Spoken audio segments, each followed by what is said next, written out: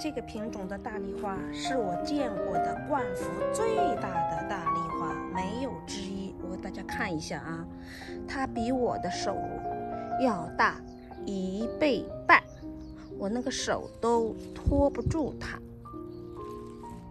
太壮观了呀，太美了。然后是这个品种的大丽花，也好漂亮啊。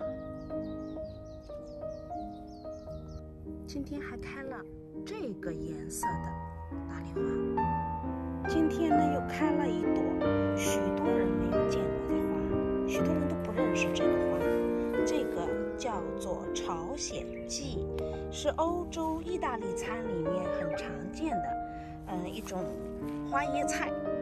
我呢没有吃它，就把它养成那个开花这个状态了。怎么样，很独特吧？